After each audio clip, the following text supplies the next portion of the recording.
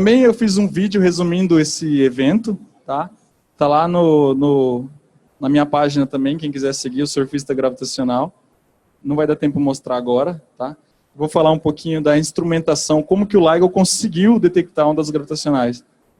Ele conseguiu porque ele tem muita tecnologia de ponta avançada que foi desenvolvida inclusive só para ele. Ele tem túneis de 4 quilômetros cada um, com alto vácuo. São os maiores túneis com alto vácuo já construídos, né? O vácuo é mantido dentro desses braços, na extensão completa, onde o laser atravessa. São sistemas de isolamento vibracional, porque um carro passando na estrada é mais alto do que uma onda gravitacional. A onda gravitacional que o LIGO mediu, ela fez um deslocamento no espelho que foi 10 vezes menor, 10 mil vezes menor do que o diâmetro de um próton. Então qualquer coisa pode mexer esses espelhos mais do que a onda gravitacional. Então você tem que ter um sistema ativo de isolamento, um sistema passivo com pêndulos, e os espelhos são feitos de sílica fundida. Existe uma colaboração enorme para construir o detector e manter ele, fazer pesquisa, né, que são as instituições que fazem parte da colaboração científica LIGO. Tem a Caltech, o MIT, tem o INPE, né, que é o Brasil aqui representando, tem o Instituto Internacional de Física, que fica em Natal, no Rio Grande do Norte. Aqui são os lugares no mundo onde tem grupos da colaboração LIGO. Então tem o INPE de São José dos Campos, e aqui tinha uma outra bolinha, que é aqui em São Paulo, que o pesquisador que está em Natal agora, ele estava aqui, mas ele mudou para Natal, mas ainda não está aqui atualizado. Então tem os países todos aí. Esse é mais uma foto do isolamento vibracional. Por que eu coloquei? Porque a nossa pesquisa no INPE, ela é focada no isolamento vibracional e na criogenia do próximo LIGO, que vai ser o LIGO Voyager, a terceira geração do LIGO. A gente está desenvolvendo instrumentos pensando nisso. Então, aqui você tem os pêndulos de sílica, que são da espessura de um fio de cabelo, segurando o espelho suspenso. Tudo para não ter ruído. Aqui é uma foto nossa, ainda no começo do grupo, né? Aqui é o Marcos Okada, ele é técnico, funcionário do INPE. Eu aqui estava no mestrado na época, agora estou terminando o doutorado em astrofísica. O Márcio é recém-pós-doc em astrofísica. E o Alan é aluno de graduação, que faz iniciação científica com a gente. Ele terminou agora a iniciação científica dele. Ele faz engenharia na Unesp de Guaratinguetá.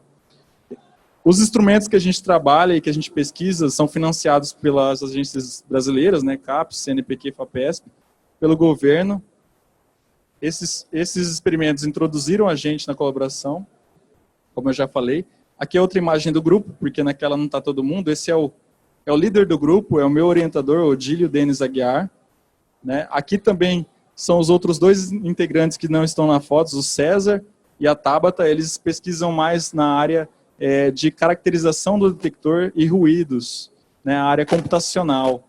A Tabata está terminando o mestrado e no doutorado ela pretende trabalhar com machine learning, para ensinar o computador a aprender os ruídos do LIGO automaticamente.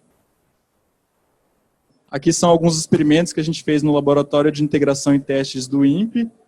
Né? Um experimento criogênico, onde a gente tinha esse sistema de pêndulos aninhados. Tá? Eu não falei muito, mas esse aqui é um sistema de pêndulos que, em vez de ser em cascata, você tem um fio, uma massa, um fio, uma massa, um fio. A gente tem o fio, a massa é um cilindro, aí a gente tem outro fio, a massa é o cilindro, e fica um dentro do outro, de maneira a economizar espaço e caber dentro da câmara de vácuo do LIGO, esse experimento inteiro. Então, aqui a gente fez passar nitrogênio líquido em todos os cilindros, através desses tubos, para estudar como ele poderia resfriar o espelho do LIGO, simulando o espelho como uma fonte de calor. Isso foi colocado dentro da câmara de vácuo. Tudo isso aqui no Brasil, viu, pessoal? Quem quiser visitar o INPE, pode ir lá. Tem esse laboratório aí, que é um dos mais famosos do INPE, que faz testes de satélite, nessas câmaras de vácuo. Tá? E a gente usou esse laboratório na época. Mas agora a gente tem a nossa câmara de vácuo no nosso laboratório, que ela é feita já pensando nesses nossos experimentos. Né? Aí tem uma Aqui tem uma casca cilíndrica de cobre, onde a gente faz girar nitrogênio líquido ao redor dela para esfriar o nosso experimento. O meu experimento em particular, quer dizer, é do grupo, mas onde eu estou mais focado é em vibração, isolamento vibracional. E aí eu desenvolvi mais esse instrumento, que a gente chama de MNP, e a sigla em inglês para ele, e desenvolvi antimolas geométricas. Por que são chamadas antimolas? Porque elas têm o efeito de reduzir a constante de mola, de maneira que a mola fique mais suave do que uma mola convencional. A frequência de ressonância dela é menor do que uma frequência de uma mola que suportaria a mesma carga que ela suporta. Esse efeito é dado pela geometria das lâminas, uma empurrando a outra, e criam forças que não existiam antes. E aí você tem esse efeito. Tá? Aí eu separei também um videozinho para vocês terem ideia de como é trabalhar num laboratório, no dia a dia. Aqui eu e meu orientador, estou instalando o sismômetro para medir as vibrações. Instalei os cabos e agora a gente vai suspender o instrumento para fazer os testes.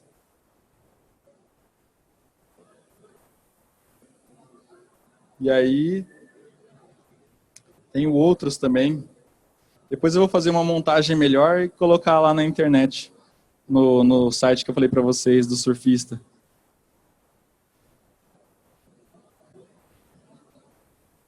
E aí, quem quiser ver as nossas atividades, tem bastante coisa. Então, terminando já, pessoal, chegando nos finalmente, a ideia é que nas próximas gerações de detectores, que a gente continue desenvolvendo tecnologia e construa detectores mais avançados, para, em vez de detectar ondas gravitacionais de vez em quando, uma ou outra, ou uma a cada mês, a gente consiga detectar todo dia e consiga fazer uma estatística astronômica do céu e entender melhor esses fenômenos e poder aplicar essa ciência, talvez um dia na Terra. Entender melhor os mecanismos da gravidade e do próprio espaço-tempo. Essa aqui é a ideia de um detector de ondas gravitacionais no subsolo, chamado de Einstein Telescope, que vai ter 10 quilômetros e ele vai ser triangular. E vai ser no subsolo para evitar ruídos vibracionais que existem em maior quantidade na superfície. A curva de sensibilidade dele vai ser bem melhor do que a curva do LIGO atual. E a ideia é que no futuro a gente consiga detectar ondas gravitacionais de milissegundos a segundos, de minutos a hora, usando detectores espaciais, que vão ser satélites, que vão jogar esse laser um satélite para o outro e conseguir detectar oscilações no espaço em uma extensão grande. Também usando monitores de pulsares, a gente poderia detectar ondas que teriam períodos de anos a décadas, e também ondas da ordem de bilhões de anos de quando o universo começou, olhando para a radiação cósmica de fundo e vendo se a onda gravitacional altera a polarização dessa onda. A gente poderia um dia saber com a onda gravitacional, por exemplo, se o nosso universo ele expandiu a partir de um ponto inicial, ou se existiu um universo anterior que colapsou até um certo tamanho e evoluiu de novo. A luz não consegue chegar, a gente não consegue nunca ver até esse ponto, mas por onda gravitacional a gente conseguiria descobrir, só precisa de tempo para desenvolver os detectores. Um dia vocês vão saber essa resposta. Também deixei algumas fotos do LIGO, essa é a foto dentro da câmara de vácuo, duas cientistas trabalhando nos espelhos. Aqui sou eu lá no Observatório LIGO. Eu desenvolvi uma pesquisa lá vendo como o vento colidindo com o prédio poderia inserir ruído nos espelhos. Essa daí é uma das câmaras de vácuo de um dos espelhos principais. Aqui eu estou operando um sismômetro que mede a vibração sísmica do solo. Aqui é a sala de controle, uma foto que eu tirei. Eu estou nesse cantinho aqui, na verdade alguém tirou para mim, eu estou aqui olhando no computador. Essa é uma foto que eu tirei depois do furacão que teve no Texas. Não sei se vocês se lembram, teve um furacão lá e aí teve essa imagem bonita aqui do arco-íris e uma imagem legal. Eu queria agradecer a presença de vocês e então estou aberto para perguntas ou dúvidas que vocês tenham sobre o tema. Obrigado.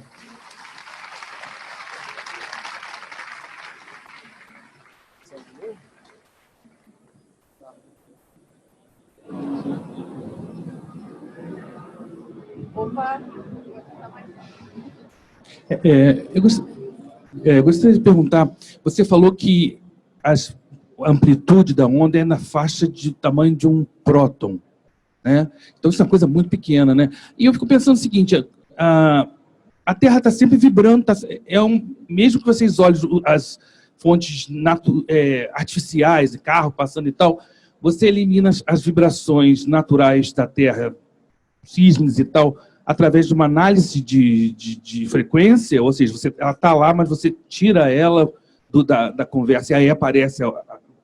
Eu queria saber como é que isso acontece, porque eu imagino que o ruído normal da Terra é muito maior do que essa amplitude. Eu fiquei curioso de saber como é que se lida com isso.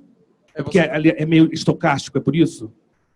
Você está certo. Em algumas frequências e alguns ruídos são conhecidos como sendo produzidos na Terra. E esses sim são eliminados dos dados. Porque a gente sabe, mesmo, para você ter ideia, o LIGO ele monitora mais de 250 mil canais, quer dizer, ele tem mais de 250 mil canais, cada um deles monitorando uma coisa. Então, por exemplo, você tem canais que monitoram a vibração sísmica do solo de diferentes pontos do LIGO. Você tem, a gente consegue até medir as ondas do mar batendo na costa dos Estados Unidos. Porque a gente sabe que frequência que ela tem. Se eu não me engano, 0,6 Hz. Então a gente sabe mais ou menos os ruídos. Então esses ruídos dá para caracterizar, que é o trabalho que o César e a Tabata fazem. Eles conseguem caracterizar esse ruído e saber que aquilo não é uma onda gravitacional. Saber que aquilo tem aquela cara porque foi produzido em tal ocasião. Nesse momento, é colocada uma bandeira nos dados e eles não podem ser considerados onda gravitacional. Essa onda gravitacional que passou foi no momento silencioso, que não tinha ruído acontecendo nessas características. E, além disso, também tem a instrumentação, que consegue isolar muito bem vários tipos de ruídos vibracionais e outros tipos de ruídos. O som não chega no espelho porque está em vácuo. Então, quer dizer, as duas coisas são feitas. Instrumentos e análise dos dados para eliminar esses ruídos, porque é bastante trabalho mesmo. Tudo é praticamente maior do que a onda. Opa, parabéns pelo seu trabalho, primeiramente. E a pergunta é a seguinte, vocês estão tentando realizar de alguma forma aqui na Terra algo que produza essa onda gravitacional, por enquanto não é possível. Se um dia for possível, qual seria a aplicação dela, se nós conseguíssemos gerar a onda gravitacional? O que seria possível fazer com isso? Olha, uma coisa que eu vejo é a comunicação.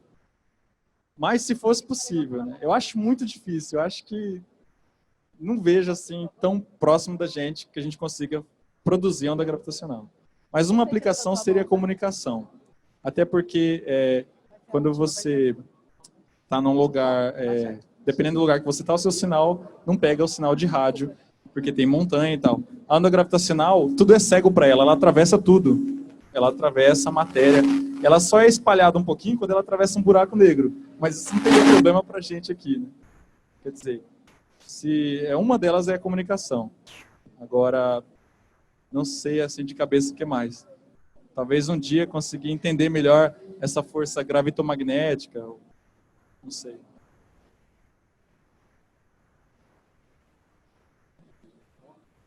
Boa noite. Eu fiquei curioso sobre a questão da criogenia. No que ela influencia no processo? É questão de diminuição de vibração também? E o pessoal que perguntou é da questão do som. O senhor ia colocar a questão, se tem que colocar o som da vibração. Ah, sim. Eu não coloquei na apresentação porque eu fiquei com medo de não dar tempo e o pessoal ficar... Eu vou falar então primeiro da criogenia. A criogenia é importante porque chega em determinada sensibilidade do detector que o ruído de temperatura causado por altas temperaturas é muito grande. Como que esse ruído acontece? Acontece porque tudo que está a temperatura aqui ambiente, as moléculas vibram. E essas moléculas vibrando, elas podem, hora ou outra, vibrar de maneira diferente. Isso produzir um sinalzinho. Se você sabe como elas estão vibrando, é ok, porque dá para eliminar pelo computador. Tem que ligar Mas se ela começar a vibrar uma hora ou outra diferente, dar um pico, um sinal, aí é problema. Então, você precisa... Como você faz isso? Uma maneira é reduzindo a temperatura, esfriando os espelhos e as suspensões, para reduzir esse ruído. Outra coisa é, o sinal da onda gravitacional que a gente recebe pode ser convertido em som, porque ele tem frequências parecidas com a frequência que o nosso ouvido escuta. Então eles fizeram isso com o primeiro sinal. Então, a primeira parte do sinal, ela tem uma frequência muito grave, por isso que não dá para ouvir. Aí eles pegaram e jogaram para 400 Hz, para a gente conseguir ouvir a forma do sinal. Então,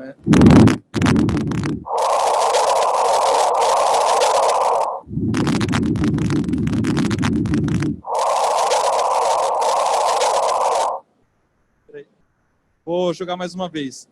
Tem um ruído aqui que é daqui, tem um ruído que é daqui. Então, só para... Vamos ver se dá.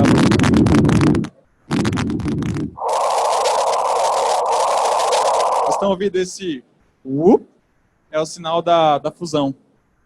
É o som da fusão.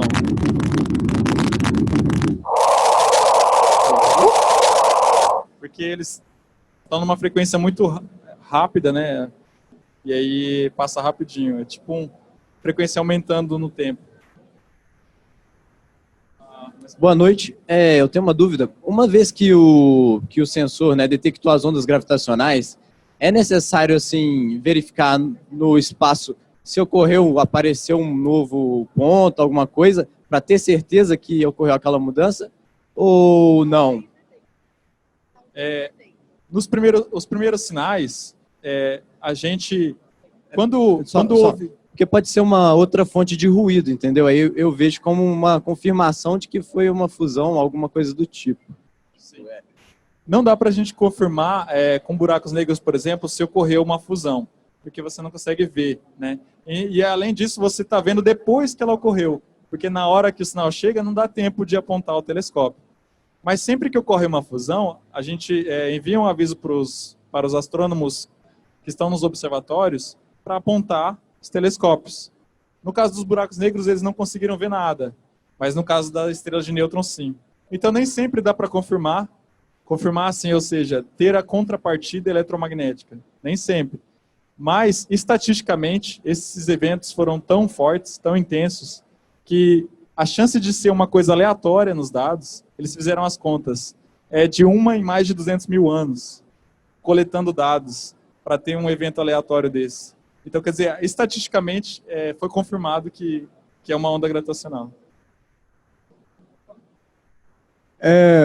Boa parte da minha questão já foi respondida com essa, mas só estendendo.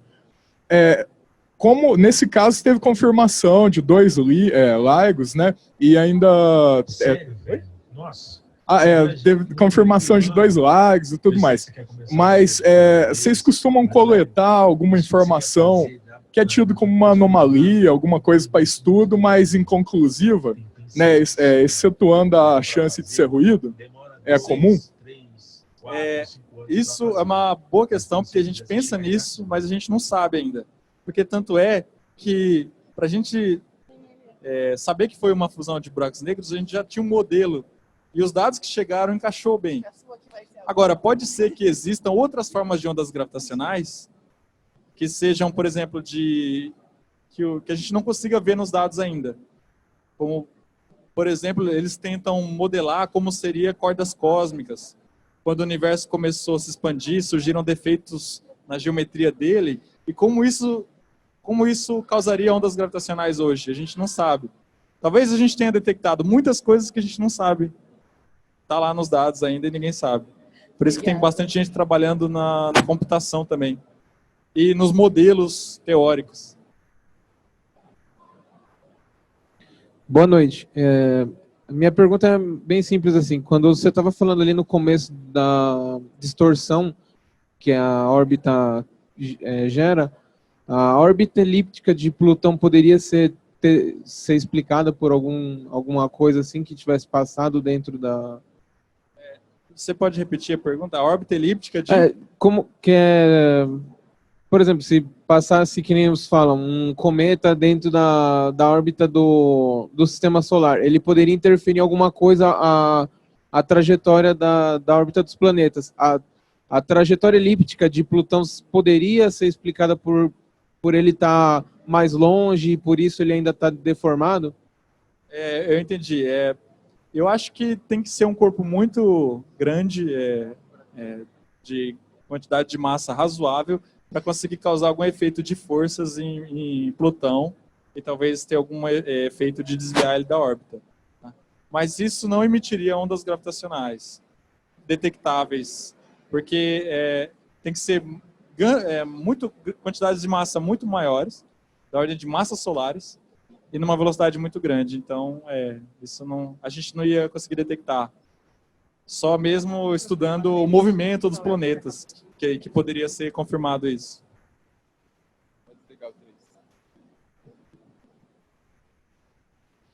Então, pessoal, parece que acabou o tempo aqui. Obrigado pela presença de vocês aí, pelas perguntas.